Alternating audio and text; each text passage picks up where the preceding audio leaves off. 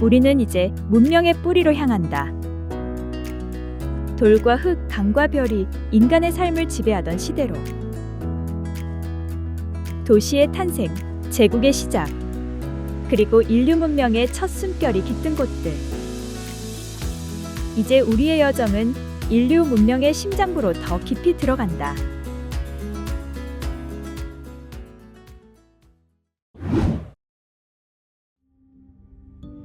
이번에는 아메리카 대륙의 고대의 신비로운 도시로 향한다. 멕시코 고원에 자리한 신들의 도시라 불린 곳 테오티우아칸이다. 테오티우아칸은 기원전 1세기경 건설되어 5세기 무렵에는 당시 세계 최대 규모의 도시 중 하나로 성장했다. 도시 중앙에는 죽은 자의 대로가 곱게 뻗었고 그 끝에는 거대한 태양의 피라미드와 달의 피라미드가 있다. 이 피라미드들은 종교 의식의 중심이자 권력의 상징이었다. 정교한 도시계획, 직선도로, 석조 건물, 그리고 중앙집권적 행정구조는 이 도시가 단순한 종교 중심지가 아닌 고도로 조직된 문명국가였음을 보여준다. 테오티우아칸은 아즈텍보다 수백 년 앞서 존재했던 고도로 아즈텍인들은 훗날 이곳을 신들이 인간을 창조한 장소라 믿었다. 당시 인구는 10만 명을 넘었고 중남미 전역과 무역을 이루며 옥, 흑요석, 깃털 등 귀한 자원이 이곳으로 모여들었다. 테오티우아칸은 지금도 고대 아메리카 문명의 상징으로 남아있다. 이제 시계를 서쪽으로 돌려 고대 유럽의 중심으로 향한다. 인류 문명사의 한 축을 세운 도시 로마다. 기원전 8세기경 작은 마을로 시작한 로마는 이탈리아 반도의 라틴족 공동체에서 출발해 점차 이탈리아 전역을 통합했다. 그리고 기원전 1세기 아우구스투스가 초대 황제로 즉위하면서 로마 제국이 탄생했다. 모든 길은 로마로 통한다는 말처럼 로마는 도로, 수도교, 법률, 군사, 행정, 건축 모든 면에서 당대 세계의 중심이 되었다. 로마 포럼에는 정치와 상업이 공존했고 콜로세움에서는 검투사들의 싸움이 시민의 열광 속에 벌어졌다. 거대한 제국의 수도로서 로마는 유럽, 북아프리카, 서아시아까지 뻗은 광대한 영토를 통치했다. 그러나 제국이 팽창할수록 내부의 균열은 깊어졌고 476년 서로마 제국의 멸망은 고대 세계의 한 시대가 저무는 순간이었다. 그러나 로마의 법과 언어, 건축과 정치의 유산은 오늘날까지 서양 문명의 근간으로 남아있다. 시간을 더 거슬러 동쪽으로 향한다. 고대 중국 문명의 중심, 시안. 옛 이름으로 장안이다. 장안은 기원전 3세기 진시황의 통일로 시작된 진나라의 수도였고 한나라, 수나라, 당나라로 이어지는 대제국들의 심장이었다. 특히 당나라 시기에는 세계에서 가장 크고 번성한 도시로 인구가 100만에 이르렀다. 도시는 바둑판 모양으로 정비되었고 동서로 뻗은 시장에는 페르시아 상인, 아라비아 상인, 일본 승려, 중앙아시아의 사절들이 모여들었다. 불교, 도교, 유교가 함께 공존했고 실크로드의 출발점이자 세계 문화의 교차로였다. 장안은 예술과 문학, 철학이 피어나는 찬란한 도시였다. 그러나 9세기 이후 내란과 전란이 이어지며 도시는 쇠락했고 화려했던 궁전과 거리들은 세월 속에 묻혔다. 오늘날 시안은 그 옛 이름 장안의 기억과 함께 중국 문명의 근본으로 남아있다. 이제 우리는 다시 서쪽으로 향한다. 고대 지중해 문명의 또 다른 중심지 알렉산드리아다. 기원전 331년 마케도니아의 왕 알렉산드로스 대왕은 이집트를 정복한 뒤 지중해 연안에 새로운 도시를 세웠다. 그 도시가 바로 알렉산드리아다. 알렉산드로스 대왕은 그리스 문화를 세계 곳곳에 전파하고자 했고 이집트에 세운 알렉산드리아는 그리스식 도시계획과 이집트 전통이 만나는 상징적인 공간이었다.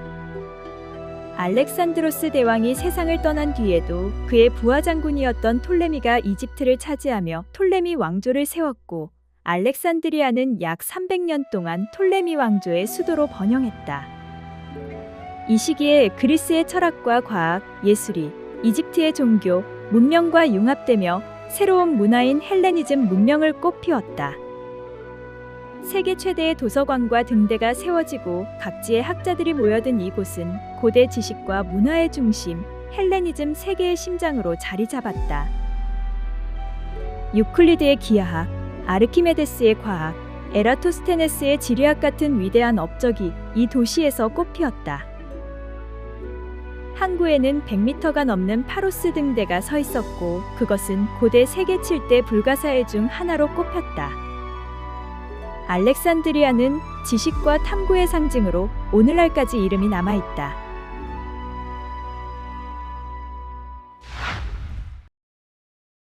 이로부터 시간을 거슬러 이제 인류 문명의 또 다른 원점 아테네로 향한다.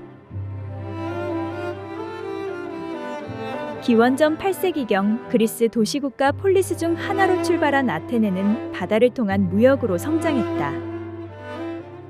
기원전 5세기 아테네의 정치가이자 장군이었던 페리클레스의 시대에 이르러 민주정의 중심지이자 예술과 철학의 도시로 황금기를 맞았다. 파르테논 신전이 세워졌고, 소크라테스와 플라톤, 아리스토텔레스가 사유의 세계를 열었다. 아테네는 인간 중심의 철학과 이성의 탐구를 통해 서양 문명의 기초를 닦았다. 그러나 펠로폰네소스 전쟁 이후 스파르타에 패하며 힘을 잃었고, 이후 마케도니아와 로마의 지배를 받게 된다. 그럼에도 아테네 정신은 사라지지 않았다. 오늘날까지 민주주의, 철학, 예술의 뿌리로 아테네는 인류 문명사의 출발점으로 남아있다.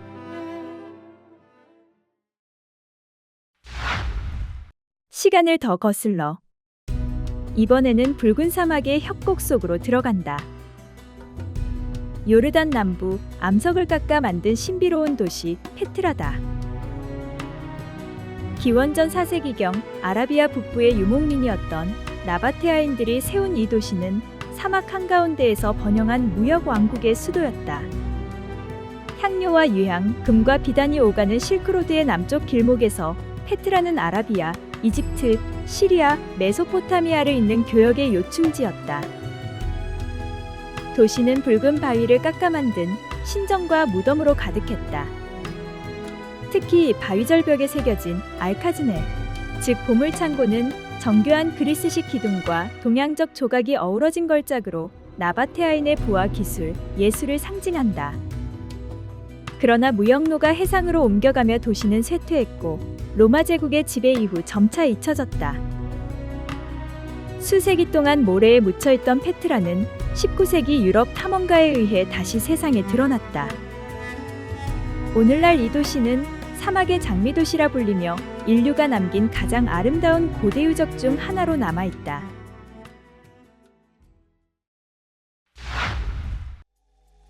시간을 더욱 거슬러 이제 페르시아 제국의 중심으로 간다. 오늘날 이란 땅에 세워진 페르세폴리스다. 기원전 6세기경 키루스 대왕이 세운 페르시아의 아케메네스 왕조는 인류 역사상 가장 거대한 제국 중 하나였다. 그 영광의 상징이 바로 페르세폴리스였다. 페르세폴리스는 페르시아 제국의 제의 수도이자 황제의 권위를 드러내는 상징 공간이었다. 광활한 석재계단 위로 솟은 궁전단지에는 각 속국의 사절들이 조공을 바치는 부조가 새겨져 있었고, 그 정교함과 장대함은 제국의 질서를 시각적으로 보여줬다. 하지만 기원전 330년 알렉산드로스 대왕이 이곳을 정복하며 도시는 불길에 휩싸였고, 찬란했던 궁전은 폐허가 되었다. 지금 남아있는 거대한 석당과 기둥, 그리고 부서진 부조들은 제국이 얼마나 위대했었는지 보여주는 상징이다. 이제 시계는 더 멀리 메소포타미아 문명의 중심으로 향한다. 티그리스와 유프라테스 강이 흐르는 평야에 세워진 도시 바빌론이다.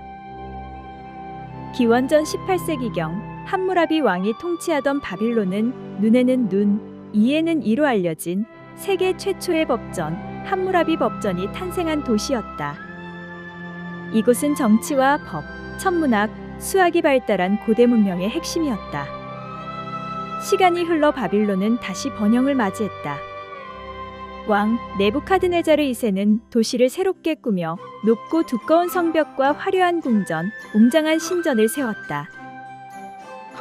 도시 한가운데에는 신을 모신 거대한 탑, 지구라트가 세워졌고, 전설에 따르면 네부카드네자르 왕은 산이 많은 고향을 그리워하던 아내를 위해 푸른 나무와 꽃으로 가득한 공중정원을 만들었다고 한다. 사막 한가운데 하늘로 솟은 이 정원은 세상에서 가장 아름다운 풍경으로 전해진다. 그래서 사람들은 이곳을 바빌론의 공중정원이라 불렀고, 오늘날까지도 고대 세계 7대 불가사의 중 하나로 전해진다. 그러나 기원전 6세기 페르시아 제국의 침공으로 도시의 시대는 저물었다. 지금은 흙과 돌로 쌓인 왕국의 흔적만이 남아있다. 성경 창세기 바벨탑의 신화로도 유명한 바빌론의 이름은 인류 역사에서 문명의 상징으로 영원히 기억되고 있다.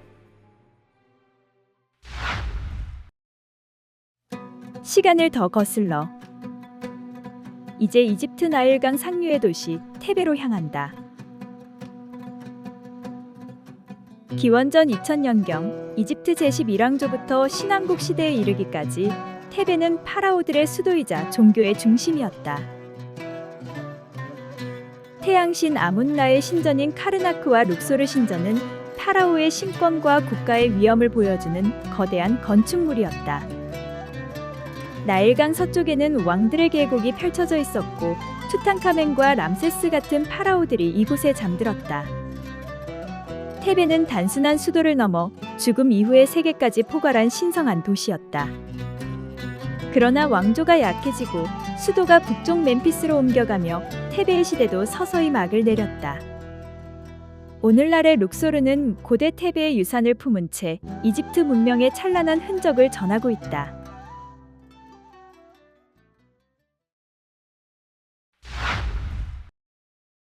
시간을 한층 더 거슬러 인더스강이 흐르는 평원으로 향한다. 이곳에는 기원전 2600년경 세계에서 가장 오래된 도시 문명 가운데 하나인 인더스 문명이 있었다. 그의 중심 도시가 바로 모헨조다로다. 모헨조다로는 놀라울 만큼 체계적으로 계획된 도시였다. 직선으로 뻗은 도로, 벽돌로 지어진 집, 정교한 하수도와 배수시설까지 고대 세계 어디에서도 볼 수 없던 도시 구조가 이곳에서 이미 구현되었다. 특히 대욕장이라 불리는 공공 목욕시설은 도시의 상징이었다. 이곳은 공동체의 생활과 신앙이 교차하는 중심지였다. 오늘날 파키스탄 평원에 남은 유적은 인류가 도시를 처음으로 설계하고 운영했던 문명의 기억을 전하고 있다. 모헨조다로는 인류 도시 문명의 원형이자 도시의 시작이라 불릴 만한 이름이다. 이제 인류의 시계를 거의 시작으로 되돌린다. 인류 최초의 도시 문명 가운데 하나, 메소포타미아 남부 유프라테스 강변의 고대 도시 우르. 기원전 4000년경 수메르인들이 세운 이 도시는 세계에서 가장 오래된 도시 문명 중 하나로 꼽힌다. 우르는 단순한 거주지가 아니라 도시국가 개념을 처음으로 세운 곳이었고, 정교한 행정과 법률, 사회 구조를 갖춘 수메르 문명의 중심지였다. 기원전 2100년경 우르제 사망조 시대의 전성기를 맞이했다. 도시 한가운데 세워진 거대한 지구라트, 즉 계단식 신전은 하늘과 신을 잇는 상징이자 고대 건축의 정점이었다. 우르는 상업과 종교, 예술과 학문의 중심이었고, 토기와 금속, 문자, 천문학이 발달한 인류 최초의 도시사회가 형성된 곳이었다. 또한 성경에서는 이곳이 아브라함의 고향으로 언급되어 종교적, 역사적으로도 큰 의미를 지닌 도시로 남아있다. 그러나 기원전 2000년경 홍수와 침입으로 도시는 쇠퇴했고, 수천 년 동안 모래 속에 잠들었다가 20세기에야 다시 세상에 드러났다.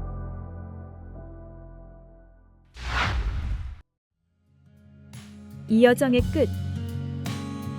마지막으로 향하는 곳은 인류 문명의 태동지로 알려진 도시 여리고다. 요르단 계곡에 자리한 이 도시는 기원전 9000년경 세계에서 가장 오래된 정착지 중 하나로 여겨진다. 이곳에서는 인류가 처음으로 농경을 시작했고 흙벽돌로 집을 짓고 돌로 성벽을 세웠다. 여리고의 성벽은 인류 최초의 도시 방어시설로 평가받는다. 수렵과 채집에서 농경으로의 전환, 유목에서 정착으로의 변화가 바로 이곳에서 일어났다. 도시는 아직 국가도 문명도 아니었지만 인류가 도시라는 개념을 처음 만들어낸 곳이었다.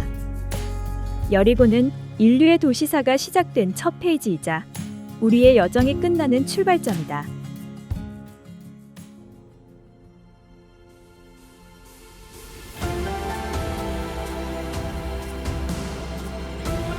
인류의 역사는 곧 도시의 역사였다. 모래 위의 마을에서 시작된 도시는 이제 하늘을 향해 솟아오르는 거대한 문명이 되었다. 형태는 바뀌었지만 도시는 언제나 인류가 세상을 이해하고 연결하고 발전시켜온 무대였다. 과거의 문명은 미래의 도시로 이어지고 문명의 여정은 지금 이 순간에도 계속된다.